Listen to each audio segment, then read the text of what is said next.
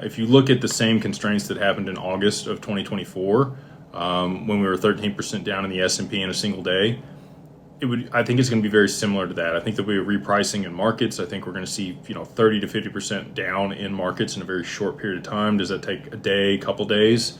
I don't know what it's going to be. I think that they'll step in quickly, right? And I think that's when you're going to see the BlackRock roll out their ETF for XRP. And many other people start piling on and start using XRP. I think that there could be implications for Tether. I don't know if it'll be depegged or sanctioned, or if they just start freezing a bunch of Tether on the network.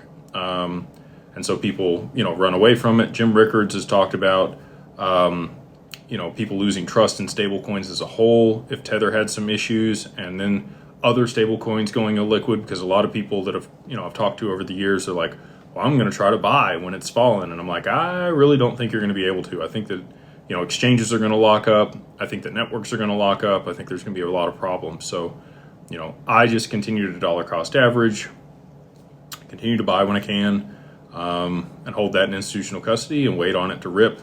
We already have, partners available to be able to borrow against your XRP at reasonable interest rates. We're going to be announcing some cool new ways to hedge downside risk and volatility for those loans tonight with Arch Lending, who's our partner that's helped sponsor the event that we're hosting for the mastermind. So excited to be doing that with them, and I'm sure that we will talk about those products as soon as they've announced it there. I'll be able to talk about it here. But the interest rates are coming down, and they're going to be able to hedge downside risk, which is awesome. And I think that's going to be the first avenue most people explore, to be able to borrow against their XRP and get some liquidity. And then obviously, we're going to continue to work on the different opportunities we have at hand to be able to start generating yield or maybe even higher risk returns on the XRP for people that want to participate in that.